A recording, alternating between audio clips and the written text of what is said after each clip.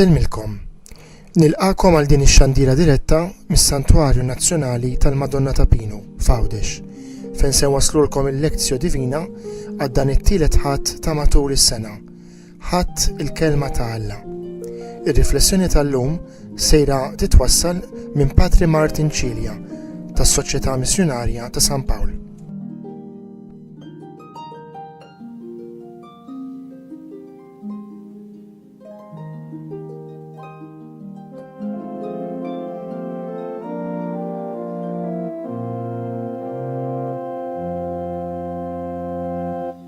Spiritus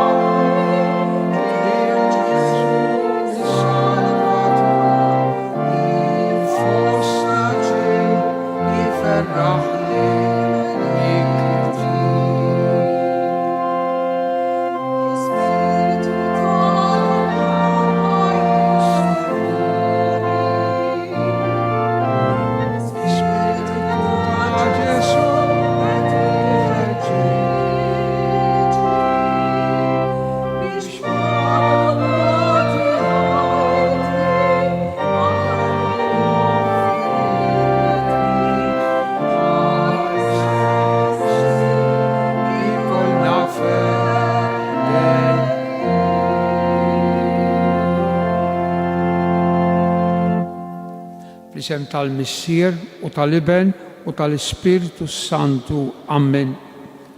Kantajna dan l-innu hekk sabiħ lill-Ispiritu Santu.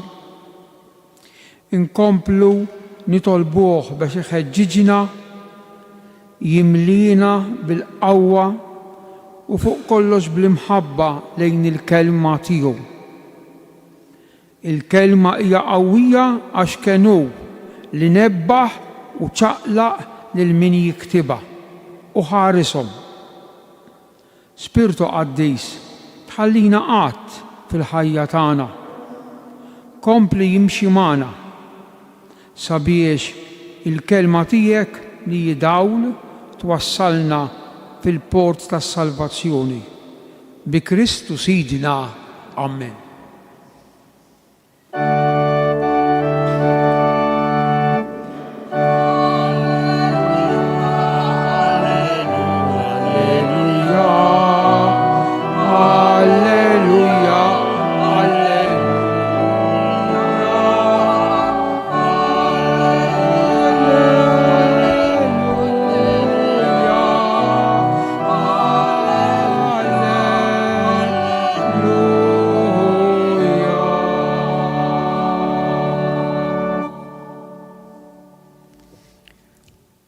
Il-bidu tal-Evanġelu skont San Luqa. Bosta kienu dawk li ħadu fidejhom ix-xogħol li jiġbru bl-ordni f'rakkont wieħed il-ġrajja li seħħew fostna. Kif għaddewhom lilna dawk li sa mill-bidu rawhom bajnejhom stess u saru ministri tal-kelma. Hekk ukoll fejn jien, Aziz Teofolu, wara li bir-reqqa kollha qatt infittex it-tarif dwar kull ma ġara sa mill-bidu net, derli li għandi niktiblek kollox ħaġa bħaġa, kif tarraf sewwa il-verità sħiħa dwar ma kull ma tallimt. Jum wieħed Ġesu bil-qawwa tal-Ispirtu reġa' mar il-Galilea u l-fama tiegħu xterdet ma dawk l-inħawi kollha għax hu kien jgħallem fis-sinagogi tagħhom fost it-tifħir ta' kulħadd. U ġie Nażaret fejn kien trabba. Daħal fis-sinagoga tagħhom kif kien imdorri jagħmel nhar ta' Sibt u qam biex jaqra. Tawh fidejh il-ktieb ta' Iżajija l-profeta. Fetħu u sab fejn kien hemm miktub dan li ġej. L-Ispirtu tal-Mulej fuqi għax hu ikkonsagrani. Bat ninħabbar il-ħelsien lill-imrasrin, imwassal il-bxara tajba lill-fqajrin u d-dawl mill-ġdid lill-lomja, irrott il-ħelsien lill-maħqurin u nxandar is-sena tal-grazzja tal-Mulej. Imbagħad reġa' għala il-ktieb taħlura lill-qaddej u qagħad bil-qiegħda. Għajnejn kulħadd fis-sinagoga kienu msamra fuqu u beda jgħidilhom: din il-kitba seħħet illum, intom u tisimgħu il-kelma tal-Mulej. Titħejr lilek Kristu.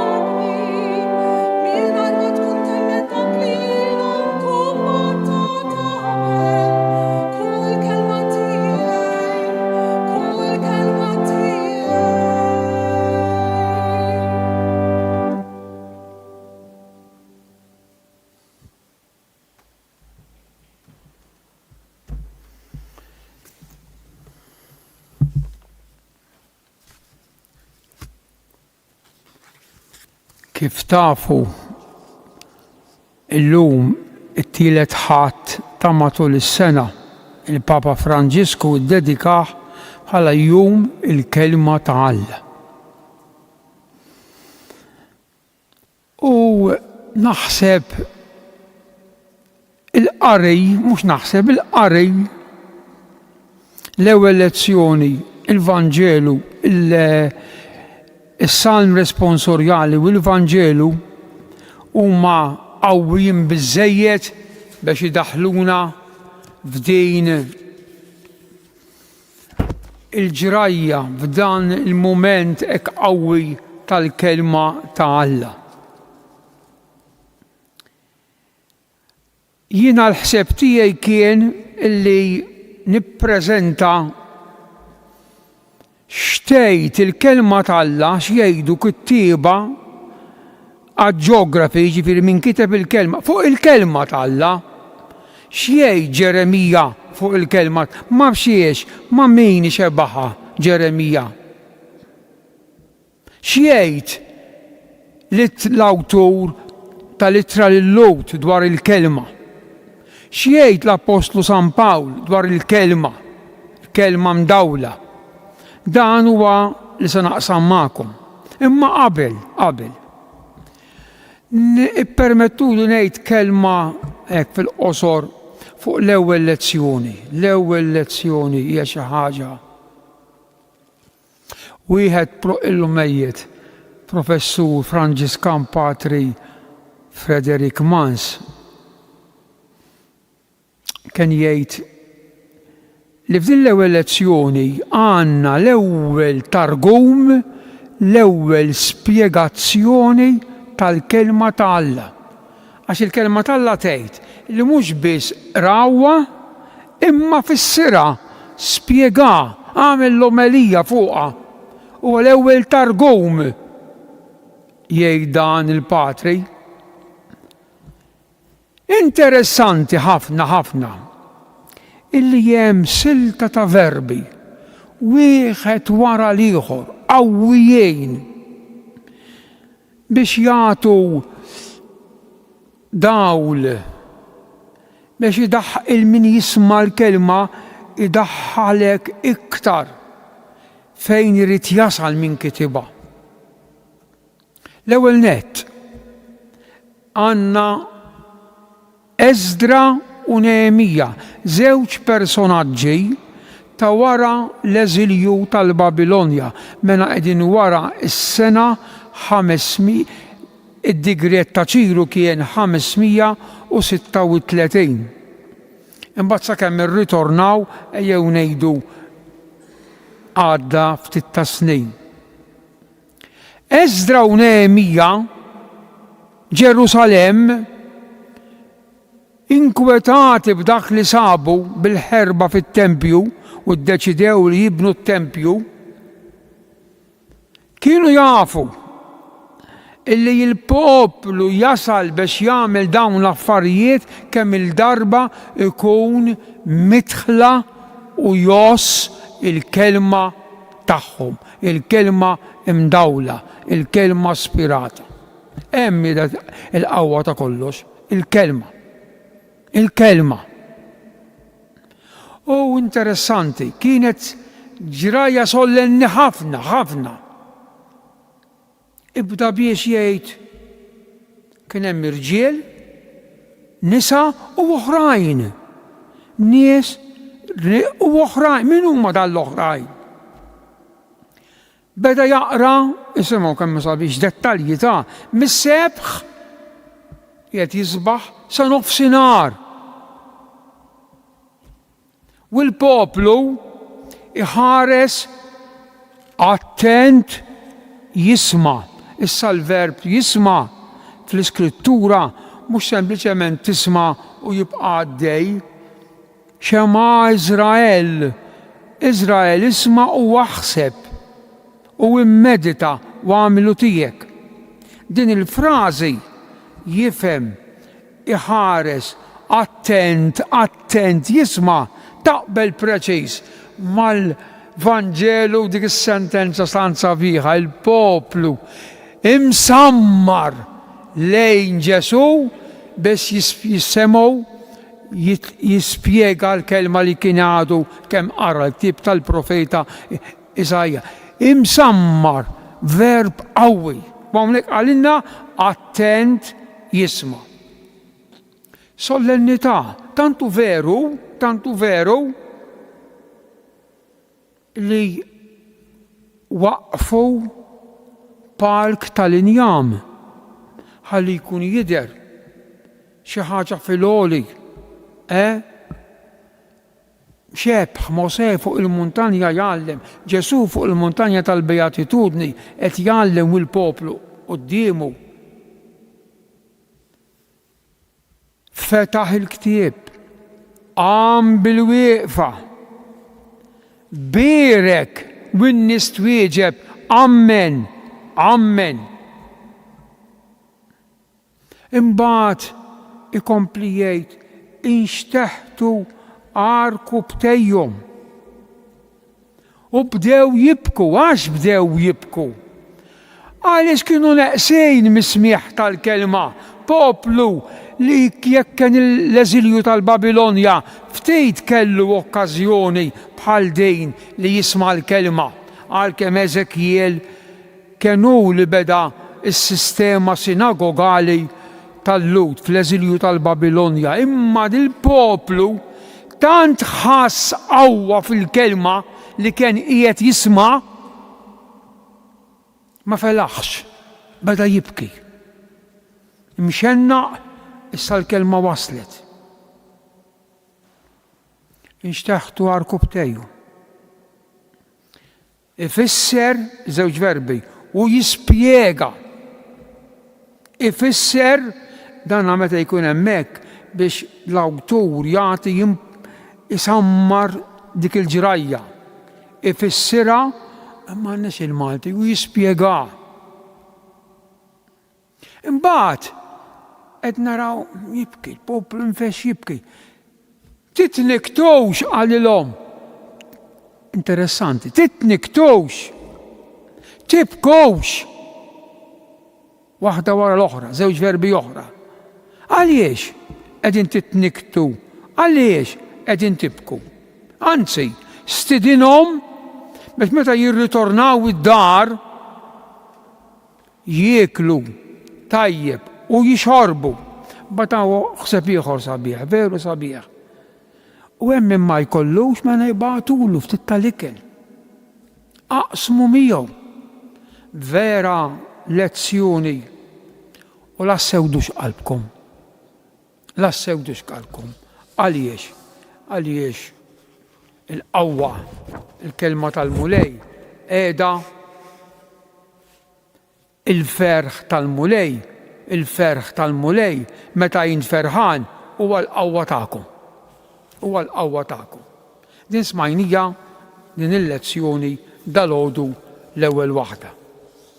Issa ħalli naraw daqsxejn il-kelma, din il-kelma. Ħanejt xi ħaġa oħra qabel.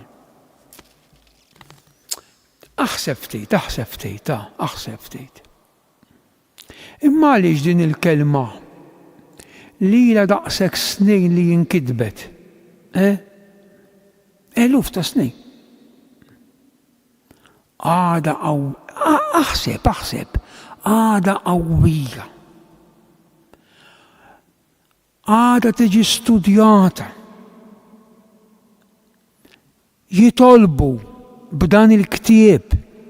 Imma xemm f'din il-kelma? Xemm?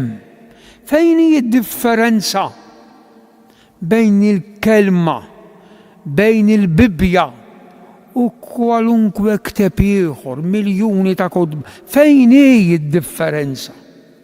Għalex din tqanqlek, tixprunak meta taħseb fil-kwiet dwar din x'fija din il-kelma? Dak li kantajna fil-bidu. Mhijiex kelma ta' bniedem, mhijiex kelma ta' bniedem. Il-bniedem kitibha. Għaliex? Għax kien imdawwal, imnebbaħ, imċaqlaq mill-Ispirtu Sant. Hawn kollox hawn id-differenza. Huma aħna ngħidulhom kienu strumenti jew awtur sekondarju, it-tieni wieħed l-awtur number one, il-kittieb primarju. Minn hemm fuq telaq kollox, ċaqlaq lilhom, nebbaħhom x'għandhom jikdbu.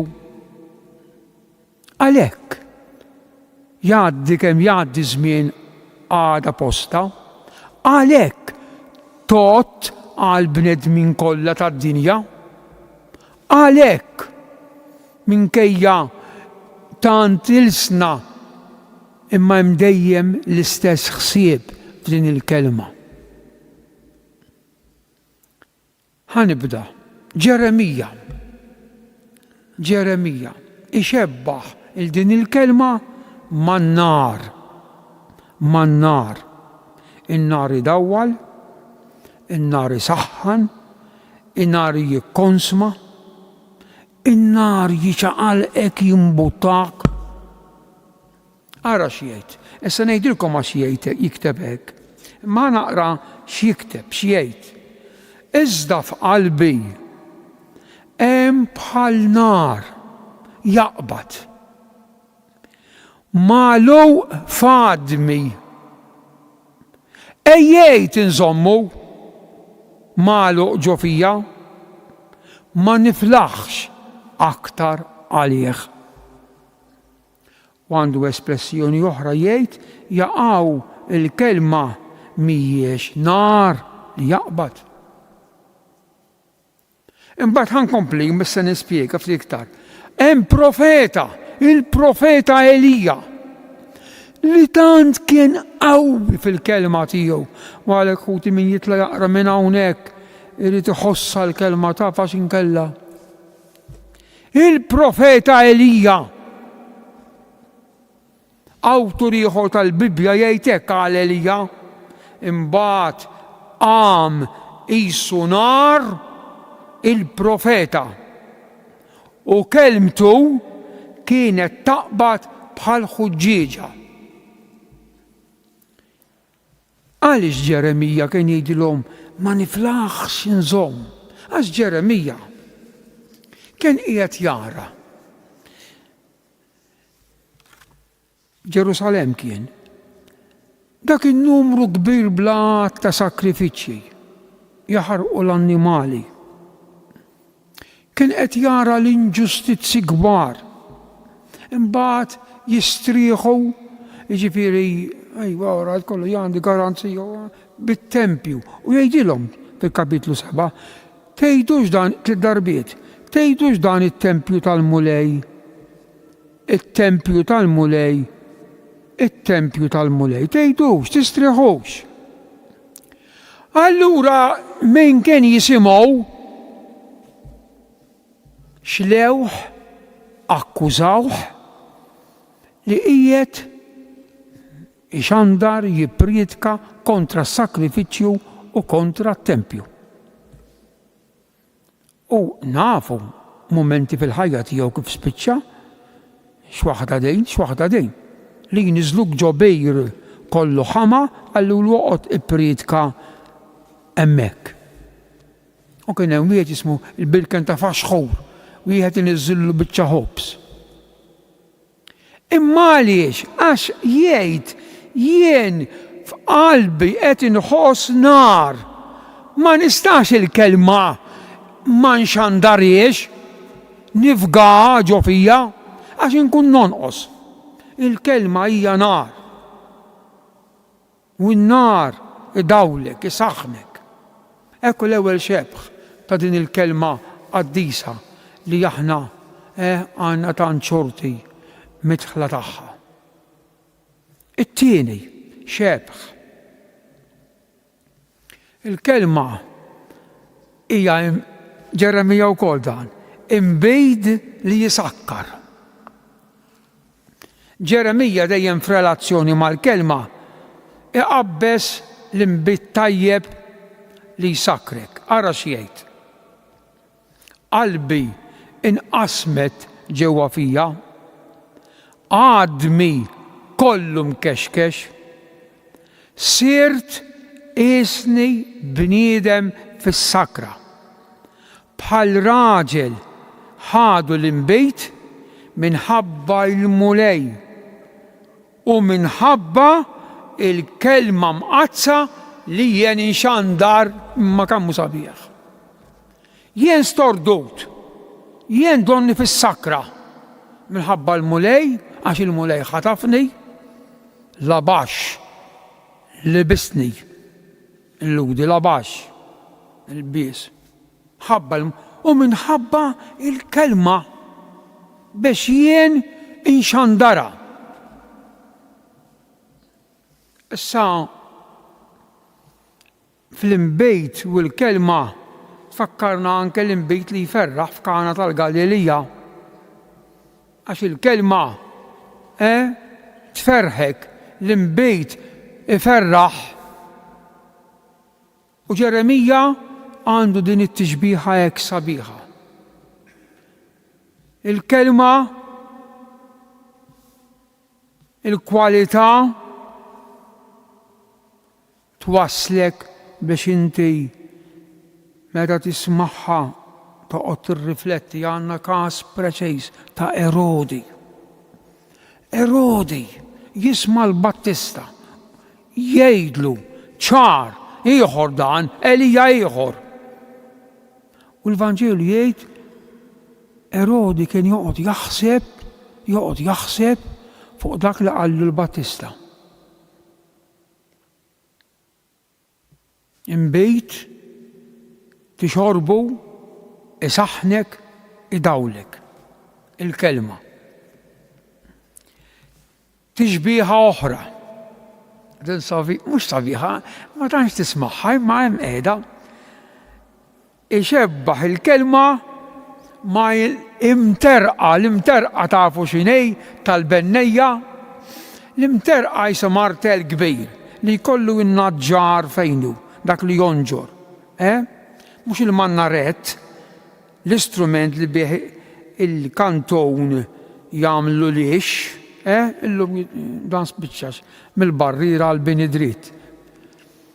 Imma kien ikollu martel, ħanajdulu kbir, imterqa, biex jekk il-kanton ikun kbir u l-bennej jgħidlu r-daqshekk qies, kien jaqbad l-imterqa u joffroq jagħti fuq il-kanton u jaqsmu fit-tnejn.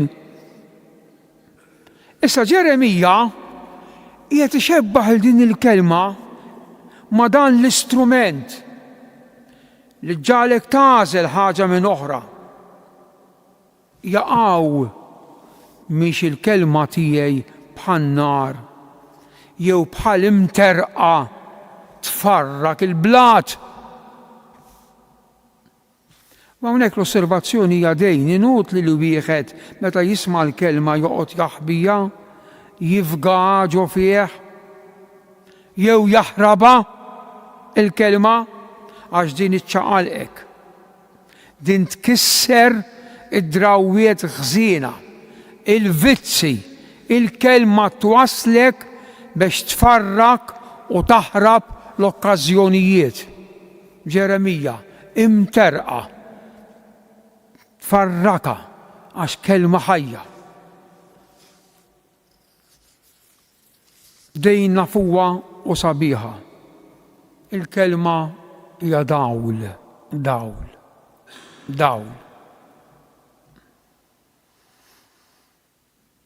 Hemm kemm il-kotazzjoni f'dejn, ħanaqra tnejn mill-Antejk u mill-Ġdejt. L-Antejk dak is-Salm it-twil, is-Salm tal-kelma 119.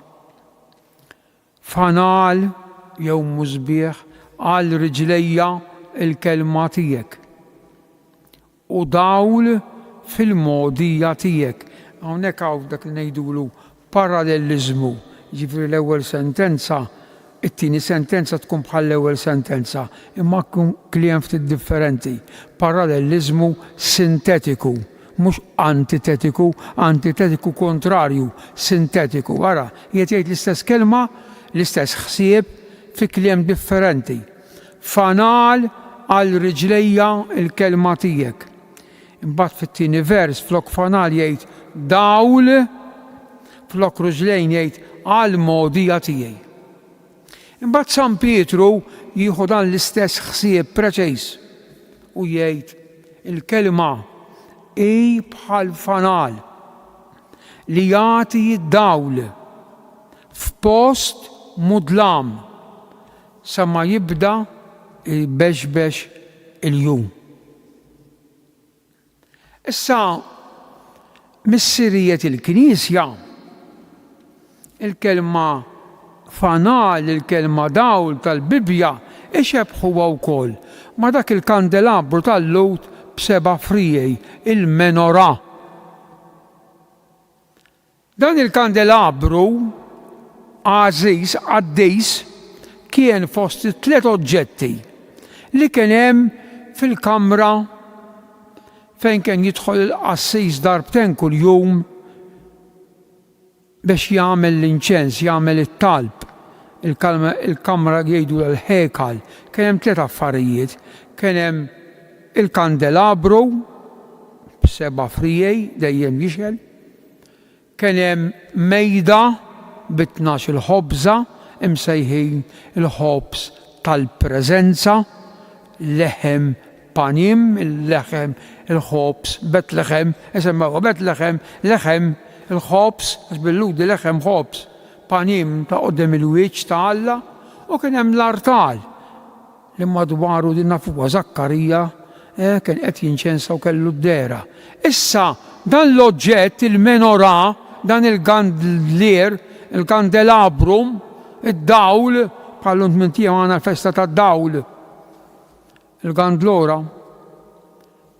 Dan ixebħuh minħabba d-dawl mal-kelma ta' Alla, il-kelma dawl.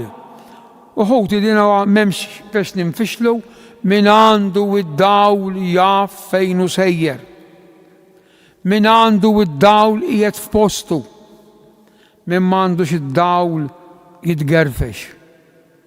Qalbu maqtuwa. Donnu kważi bla skop fil-ħajja. Għax huwa rraba l-kelma, ġenniba l-kelma. Il-kelma tal-Alla hija dawl, hija fanal. Allura inti qiegħed fi żgur meta inti għandek id-dawl u taf fejn inti miexi u fejn inti sejjer. Xebħ ieħor ma ninsewx l-ġeografi stess, il-kittiba stess ixebħu l-kelma, din id-darba għandna xapla. Il-Bibja kontinwament tistieden għal bidla, għal konversjoni tal-qalb. Għaliex, għax meta l-bniedem jintela jaqa' fil-bruda. Għalhekk San Pietru jgħid tidu toqgħodu attenti għax intom madwarkom għandkom bħal il-jum feroċi idur madwarkom jipprova il-min jibla. Issa San Pawl u l-awtur tal-ittra lil-Lut li l-kelma ixebħuha max-xapla. San Pawl l-Efesejn.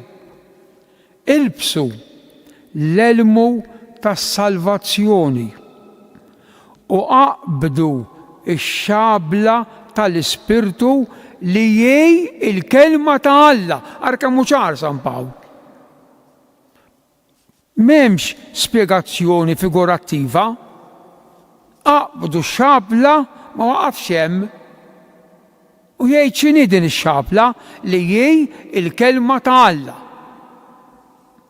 Imbagħad hemm dik il-quotation l-oħra tal-ittra lil-Lut tant qawwija. Il-kelma ta' Alla ħajja u qawwija. Ħajja u qawwija. Taqta' aktar minn xabla b'żewġ tixfar. Hija tinfet sa tifret minn xulxejn ir-ruħ u l-ispirtu u l-ġogi u l-mudullun. Hija qawwija aktar minn xabla b'żewġ tixfar. Ara x-xebħ tal-kelma tal-Alla max-xabla kemm hu ċar u kemm qawwi. Meta wieħed għandu dan l-istrument f'idejh ix-xabla huwa armat, jiflaħ jikkombatti, jiflaħ jissielet. Din hija l-kelma ta' Alla. xapla strument.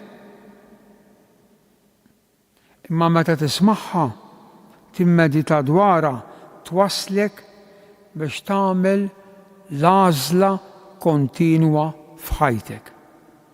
Għandek gwida żgura, xapla taqta, tipprova tifgaha, tipprova imma hemm qiegħda. Fadal l-itnejn nilħaq nagħmilhom. Tixbiħa oħra, il-kelma talla ixebħuha mal-għasel.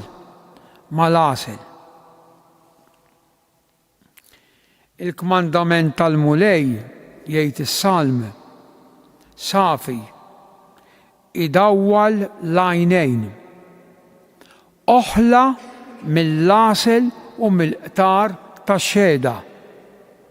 Salm 119. Oħla mhux ħelu, mhux ħelwa, superlattiv. Oħla aktar mill-għasel u l-qtar tax-xhieda, il-kelma talla. U l-aħħar ktieb tal-Iskrittura l-Apokalissi jerġa' ħu ukoll dan il-ktieb u ġo ħalqek jiġik ħelu għasel. Sa mhux qed jgħid naqbdu l-ktieb u nikluh, aqrah, immeditah, itlob bih u ġo fejk isirlek ħelu bħal għasel. Kliem simboliku, imma mill-verità.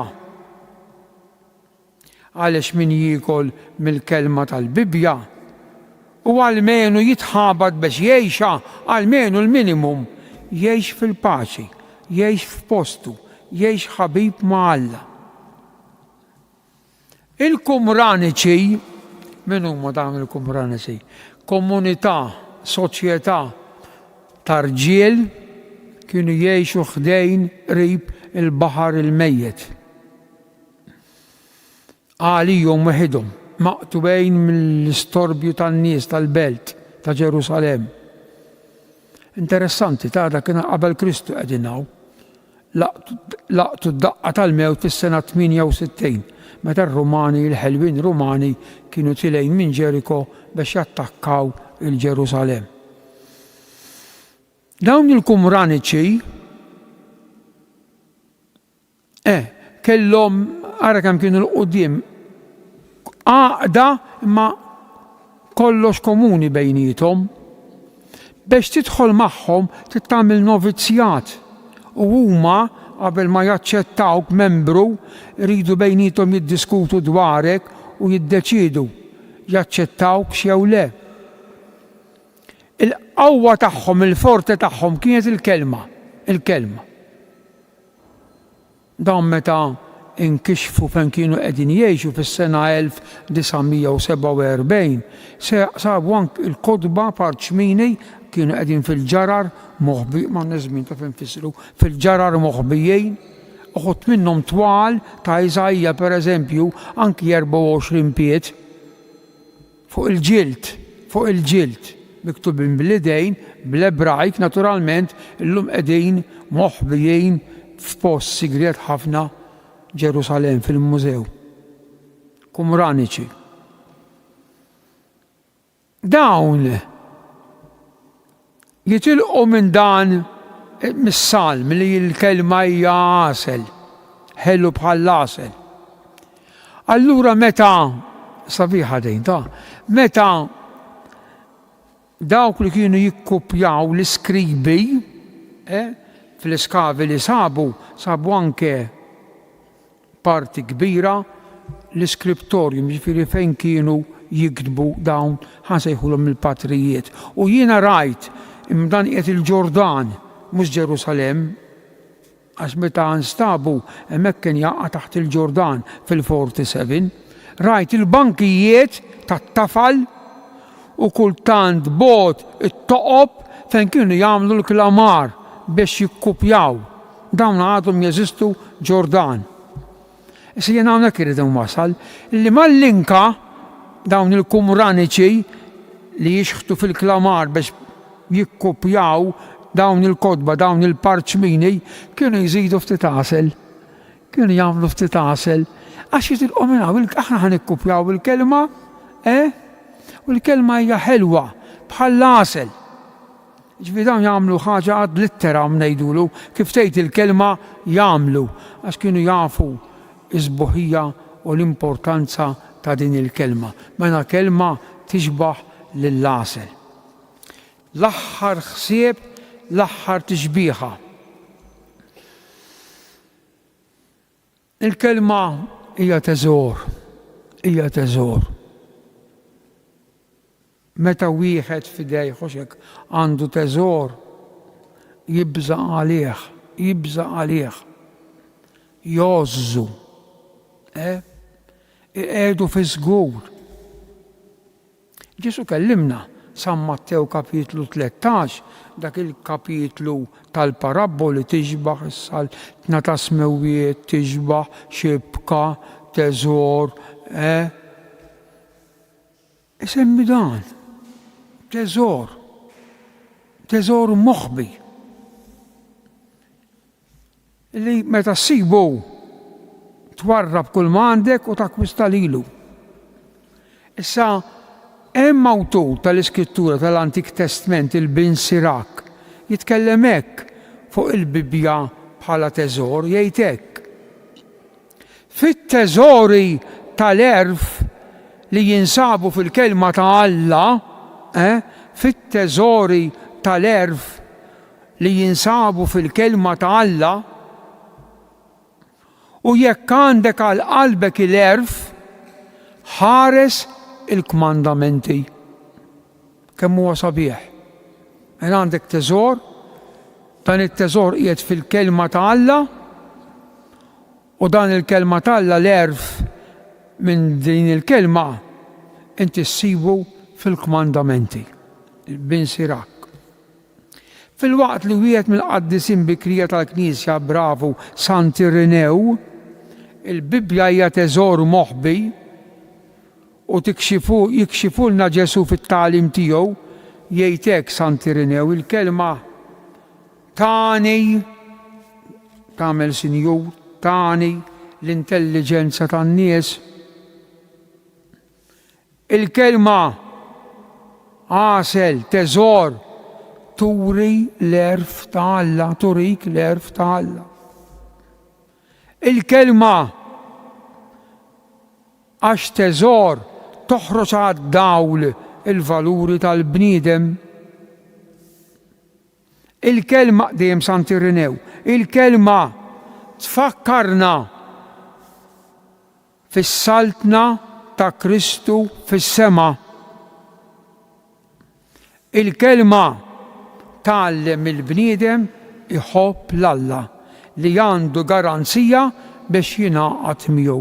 Ekku allura kemm tassew il-kelma hija teżor. Mena edna l-kelma hija nar, il-kelma hija imbejt li jsakkar, il-kelma mxebħa mal-imterqa li tifret, it-tajjeb bil-ħażin, il-kelma hija dawl, il-kelma hija xabla, il-kelma hija għasel u l-kelma hija teżor. Ħanikkonkludi.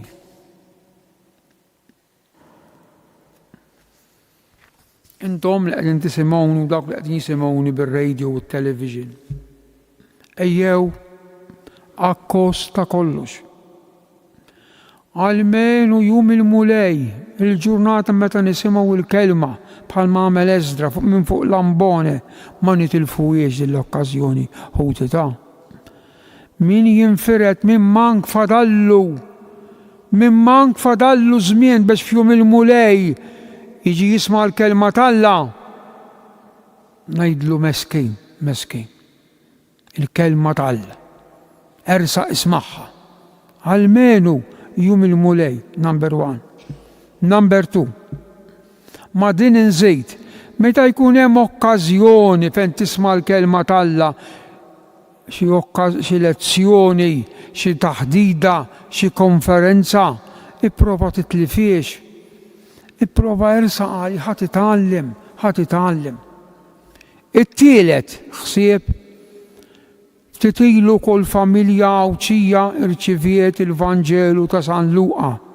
Dan fejn hu? Dan kemm qegħdin naqrawh fi 24 kapitlu il-Vanġelu ta' San Luqa, jekk naqraw kapitlu kuljum f'24 ġurnata inqas minn xahar tkun qrajtu kollu. Jalla ħuti il-kelma tkun għalina vera ta' xprun u nożuha għal ħajjitna.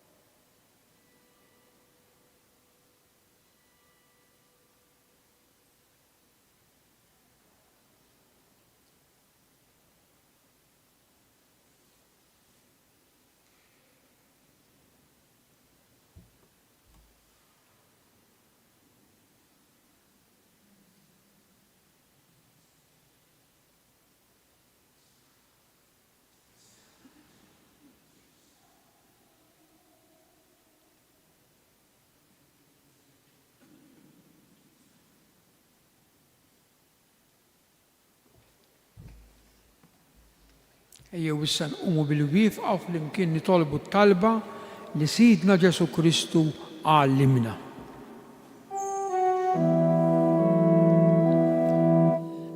Sirna inti fis-smijiet, qaddes l-isem tiegħek, tiġi saltnatek.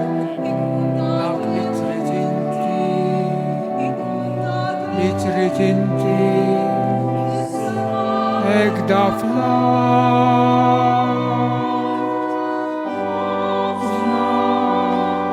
obżla ta'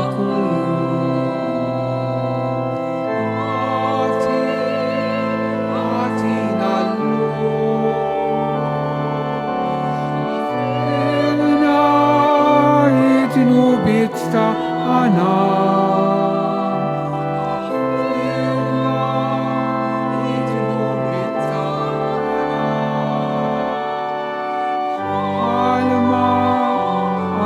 L-koll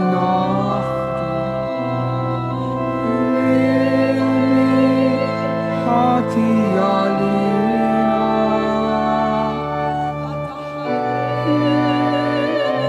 febda tiġri nisla min kull deni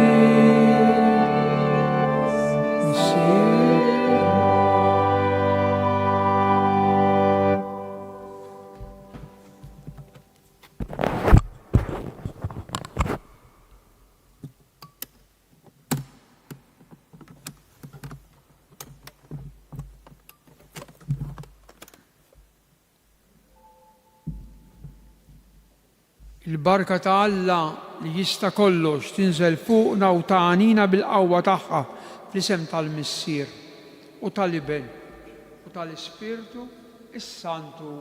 Amen.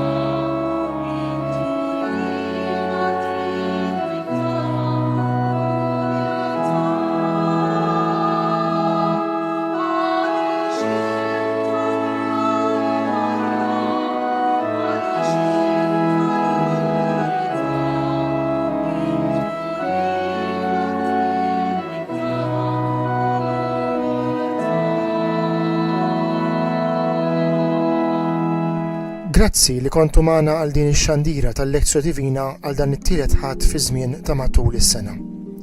Infakrukom illi l-Lezzjo Divina tkompli kull nhar ta' Ħadd fis-6:30 ta' filgħaxija fis-Santwarju ta' Pinu u min irid jista' jsegwi dawn ix-xandiriet fuq il-mezzi soċjali tad-Djoċesi ta' Għawdex, il-paġni ta' YouTube u ta' Facebook. Infakrukom ukoll illi nhar il-ġimgħa 7 ta' Frar id-Djoċesi ta' Għawdex se torganizza laqgħa għal familji magħmula minn ġenituri li diġà kienu f'relazzjoni oħra, Blended Families.